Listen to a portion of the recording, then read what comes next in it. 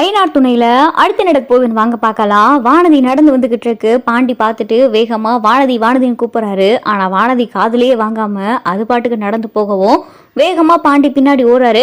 வானதி நில்லு வானதி, நான் கூப்பிட்டுக்கிட்டே இருக்கல, என்ன எதுக்கு போய் நீ கூப்பிடுற, உனக்கு எனக்கு எந்த சம்மந்தம் இல்லை, கையை விடு அப்படின்னு சொல்லிட்டு வானதி சொல்லவும், கையெல்லாம் விட முடியாது, உன்கிட்ட கொஞ்சம் பேசணும் அப்படின்னு சொல்லி பாண்டி சொல்லவும், என்ன பேசணும், எனக்கெல்லாம் உங்ககிட்ட பேசுறதுக்கு ஒன்றும் இல்லை, விடுக்கை அப்படின்னு சொல்லிட்டு வானதி கையை உதறிட்டு வானதி பாட்டுக்கு நடந்து போகவும், வானதி உன்கிட்ட கொஞ்சம் பேசணும் வானதி, ரோடு வானதி, பிரச்சனை பண்ணாது, கொஞ்சம் இங்கே கடைக்கு வா அப்படின்னு சொல்லி பாண்டி சமாதானப்படுத்தி கூட்டிட்டு போக, என்ன என்ன பேச போற, வீட்டுக்கு வந்தா அசிங்கப்படுத்துவ, அவமானப்படுத்துவ, உன்கிட்ட நான் என்ன பேசுறதுக்கு இருக்கு, உன்கிட்டலாம் எனக்கு பேசுறதுக்கு ஒன்றும் இல்லை அப்படின்னு சொல்லி வானதி சொல்லவும், ஐயோ வானதி உன்கிட்ட மனசு விட்டு கொஞ்சம் பேசணும், தயவு செஞ்சு வாயேன் அப்படின்னு சொல்லிட்டு பாண்டி கூப்பிடவும், எங்கே வர, அதான் இங்கே பேசணும்ல, பேசு, என்ன பேசணுமோ பேசு அப்படின்னு சொல்லி வானதி சொல்லவும், இல்லை வெளியில வா, எங்கேயாவது போகலாம், பார்க்கு, பீச்சு, சினிமா, தேட்ரு, இப்படி எங்கே கூப்பிட்றியோ அங்கே போகலாம் அப்படின்னு சொல்லிட்டு பாண்டி சொல்லவும், இப்படிலாம் நீ கூப்பிட மாட்டியே, என்ன யாரும் சொல்லி கொடுத்து இப்படி பேசுறியா அப்படின்னு சொல்லி வானதி சொல்லவும், ஏய் அப்படியெல்லாம் இல்லடி,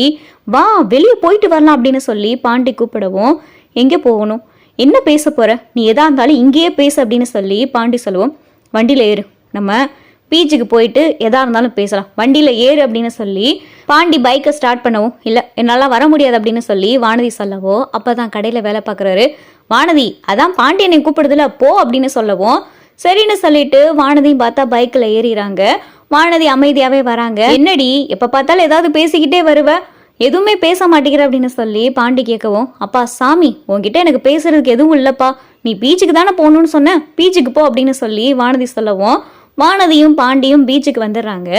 என்ன பேசணும், என்கிட்ட பேசுறதுக்கு என்ன இருக்கு அப்படின்னு சொல்லி வானதி கேட்கவும், இல்லை நான் ஒரு முடிவு எடுத்திருக்கேன் அப்படின்னு சொல்லிட்டு பாண்டி சொல்லவும், முடிவு எடுத்திருக்கியா, என்ன முடிவு அப்படின்னு சொல்லி வானதி கேட்கவும், இல்லை கடைக்கு 3 லட்ச ரூபா கொடுத்து தானே அந்த கடையை லீஸுக்கு வாங்கினோம், ஆமாம் 3 லட்ச ரூபா கொடுத்து தான் கடையை லீஸுக்கு வாங்கினேன், இப்போ அதுக்கு என்ன அப்படின்னு சொல்லிட்டு வானதி கேட்கவும், இல்லை திரும்ப ஓனர்கிட்ட பேசி 3 லட்ச ரூபாய் திரும்ப வாங்கி கடைலாம் லீஸுக்கு வேணான்னு சொல்ல போகிறேன் அப்படின்னு சொல்லிட்டு பாண்டி சொல்லவும், ஏன் ஏன் ஏன் அப்படி பண்ண போகிற அப்படின்னு சொல்லி வானதி பதறவும், இல்லை இப்போ நிலா உங்களுக்கு 5 லட்ச ரூபா தேவையில்ல, எனக்கு இது தோணுச்சு, நான் அதை வீட்டில் பற்றி யாருக்கிட்டையும் பேசலை, யார் சொன்னாலும் வேணான்னு தான் சொல்லுவாங்க, அவங்களுக்கு பணம் கொடுக்கறதுக்காகத்தான் நான் இந்த முடிவு எடுத்திருக்கேன் அப்படின்னு சொல்லி பாண்டி சொல்லவும், நீ என்ன லூசாடா, ஓ மண்ணில் அறிவே கிடையாதா, என்ன முடிவு எடுத்திருக்க நீ அப்படின்னு சொல்லிட்டு வானதி சொல்லவும், ஏன் அவங்களுக்கு கொடுக்கறதுக்காகத்தானே, நான் வீட்டில் யாருக்கிட்டையுமே இதை பற்றி சொல்லலை, உன்கிட்ட தான் அதை பற்றி சொல்கிறேன் அப்படின்னு சொல்லி வானதி சொல்லவும்,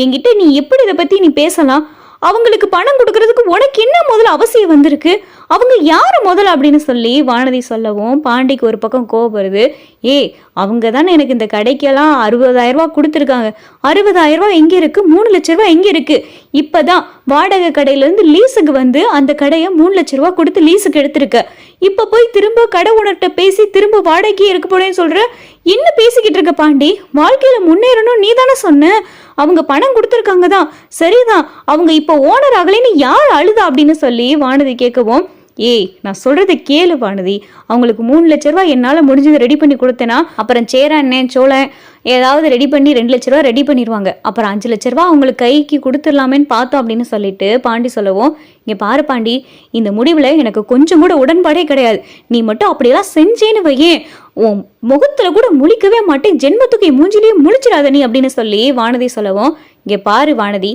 எனக்கு இந்த முடிவு சரின்னு பட்டுச்சு, நான் வீட்டில் இருக்கிற யாருக்கிட்டையுமே நான் அதை பற்றி சொல்லலை, சொன்னால் வேணான்னு சொல்லுவாங்க, நான் ஏன் இதை உங்ககிட்ட சொன்னேன்னா உங்ககிட்ட ஒரு தகவலுக்காக சொல்கிறேன், ஆனால் நான் இந்த முடிவு தான் எடுக்க போகிறேன், அவங்களுக்கு எனக்கு இந்த பணத்தை கொடுக்கறதுல எனக்கு மனப்பூர்வமான சம்மதம், அவங்க நல்லா வேலை பார்த்தாங்கன்னா இந்த 3 லட்ச ரூபாயை அவங்களால எப்போ திருப்பி கொடுக்க முடியுதோ அதை உடனே திருப்பி கொடுத்துருவாங்க, அதனால அவங்க மேலே எனக்கு எந்த விதமான ஒரு நம்பிக்கை இல்லாமலாம் கிடையாது, அவங்களுக்கு ஒரு பண தேவை இருக்குது, என்னால் இந்த பண தேவையே என்னால் முடிஞ்ச அளவுக்கு ஒரு பணம் கொடுக்க முடியும் அப்படின்னு நினச்சி இந்த முடிவை நான் எடுத்தேன், அவ்வளவுதான், இதுக்கு முன்னாடி வாடகை கிடையாது தானே அந்த மெக்கானிக் ஷெட் இருந்துச்சு, இப்போ தானே லீஸுக்கு எடுத்திருக்கேன், அவங்களுக்காக இந்த லீஸை விடுறதுல எனக்கு எந்த ஒரு பிரச்சனையும் இல்லை அப்படின்னு சொல்லிட்டு பாண்டி சொல்லவும், இங்கே பாரு பாண்டி, ஆனாலும் நீங்கள் வீட்டில் இருக்கிறவங்க எல்லாருமே சேர்ந்து அந்த நிலாவை ரொம்ப தான் தூக்கி வச்சு கொண்டாடுறீங்க, எப்போ பார்த்தாலும் நிலா நிலா நிலா, எனக்கே கேட்டு கேட்டு காதெல்லாம் புளிச்சு போச்சு, என்ன அவங்க என்ன வானத்துல குதிச்சா வந்தாங்க, எப்ப பார்த்தாலும் எல்லாரும் என்ன நிலா நிலானே சொல்லிக்கிட்டு இருக்கீங்க, ஏன் அவங்க உன் அண்ணனை உண்மையா கல்யாணம் கூட பண்ணல, 2 பேரும் உண்மையா சேர்ந்து புருஷன் பொண்டாட்டியா கூட வாழல, அவங்க இந்த வீட்டுக்கு உண்மையான மருமகளே கிடையாது, அவங்க செஞ்சுக்கிட்டது ஃபேக் மேரேஜ் வேற, அவங்க விவாகரத்துக்கும் வேற அப்ளை பண்ணியிருக்காங்க, கூடிய சீக்கிரம் விவாகரத்து கிடைச்சிச்சுன்னா அவங்க பாட்டுக்கு விவாகரத்து வாங்கிட்டு போயிடுவாங்க.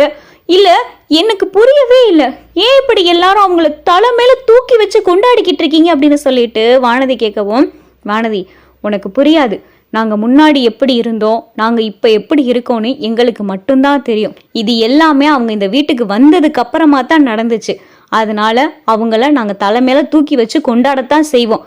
நாங்கள் முன்னாடி இப்படி அண்ணன் தம்பியா இப்போ அப்பா கிட்ட பேசுகிற மாதிரியோ இல்லை ஒரு வீட்டுக்குள்ளே இப்படி 5 பேர் 6 பேர் சேர்ந்து இருக்கிற மாதிரியோ நாங்கள் இருந்தது கிடையாது. ஆளுக்கு ஒரு பக்கம் மூளையை கொடுத்து யார் எப்போ எந்த நேரத்துக்கு வீட்டுக்கு வருவோன்னு கூட தெரியாது. எங்கள் அண்ணன் மட்டும்தான், சேரண்ணி மட்டும்தான் காலையில் வேலைக்கு போச்சுன்னா நைட்டு சரியான நேரத்துக்கு வீட்டுக்கு வரும். அப்பாவுக்கு சமைச்சு போகிறதுலேருந்து எல்லாத்தையும் அண்ணன் தான் பார்த்துக்கிறோம். ஆனால் இப்போ அவங்க வீட்டுக்கு வந்ததுக்கு அப்புறமா அப்பாவுக்கு ஒரு உடம்பு சரியில்லைனா கூட அவங்க தான் கஞ்சி வச்சு கொடுக்கறதுலேருந்து, மாத்திரை எடுத்து கொடுக்கறதுலேருந்து, ஹாஸ்பிட்டலுக்கு கூட்டிகிட்டு போகலான்னு சொல்கிறதுலேருந்து, எங்களை முதற்கொண்டு எங்கள் யாருக்காவது ஏதாவது ஒன்றுனா துடிச்சு போகிறது அவங்க தான். இப்படி எங்கள் வீட்டில் ஒரு ஆளாக இருக்கிறவங்க அவங்களுக்கு செய்யாமல் வேற யாருக்கு செய்கிறது? இங்கே பாரு வானதி, நான் உன் மேலே கோவப்படுறதுக்கும் உன்னை நான் கல்யாணம் பண்ணுறதுன்னு யோசிக்கிறதுக்குமே ஒரு முக்கிய காரணம் இருக்குது. நீ அன்னைக்கு ஒரு வார்த்தை சொன்ன பாரு, அவங்கள ஹாஸ்டல் போக சொல்லி. ஆனால் அதிலலாம் எனக்கு உடன்பாடே இல்லை வானதி. அவங்களும் இந்த வீட்டில் ஒரு ஆள் வானதி. அவங்க நம்ம கல்யாணத்துக்கு அப்புறம் ஹாஸ்டல் போ, நீ வாயால் நீ வந்துச்சு பாரு, எனக்கு அதுதான் என்னால் ஏற்றுக்கிறவே முடியல. ஏன் வானதி இப்படி பேசுகிறா அப்படின்னு என்னால் உன்னைய புரிஞ்சுக்கிறவே முடியல வானதி. நீ எப்போ எப்படி பேசுகிறேனே தெரியல. அதுவும் நான் கல்யாணத்துக்கு பயப்படுறதுக்கு ஒரு முக்கியமான காரணம். இப்போ கூட நிலா அவங்க தான் சொன்னாங்க, உன்னை வெளியில் கூட்டிகிட்டு போய் உங்ககிட்ட மனசு விட்டு பேச சொன்னாங்க அப்படின்னு சொல்லி பாண்டி சொல்லவும், ஓ அப்போ அந்த நிலா சொல்லி தான் நீ என்னைய வெளியில கூட்டிட்டு வந்திருக்கல, உனக்கா தோணல? அப்ப எல்லாத்துக்கும் அந்த நிலா தான் தேவை. நிலா நிலா நிலா, நீ பேசாட்டில் அவளே கல்யாணம் பண்ணிக்கடா அப்படின்னு சொல்லிட்டு வானதி சொல்லவும், கண்ணத்தை சேர்த்து ஓங்கி பாண்டி பார்த்தா ஒரு அறை விட்டுறாரு. பீஜின்னு கூட பார்க்கல. வானதி பார்த்தா அடியை வாங்கிக்கிட்டு பாண்டியை முறைச்சு பார்த்துக்கிட்டு இருக்கு. என்ன வார்த்தை பேசுற நீ? உன்கிட்ட மனசு விட்டு பேசத்தானே சொன்னாங்கன்னு அவங்க சொன்னேன். ஏன் அவங்கள பத்தி பேசினாலே ஏன் இப்படி கோவப்படுற? எங்க வீட்டுல இருக்கிற எல்லாரும் அவங்கள தலைமையில தூக்கி வச்சு கொண்டாடுறாங்கன்னா அவங்க அப்படி நடந்துக்கிறாங்க. நீயும் அந்த மாதிரி நடந்துக்கிட்டேன்னா உன்னையும் அப்படிதான் தலைமையில தூக்கி வச்சு கொண்டாடுவாங்க அப்படின்னு சொல்லிட்டு பாண்டி சொல்லவும், இவ்வளோ பேர் மத்தியில என்னை அடிச்சிட்டேல நீ, உனக்கு அப்ப என்னை விட அந்த நிலாதான் முக்கியமா போச்சுல.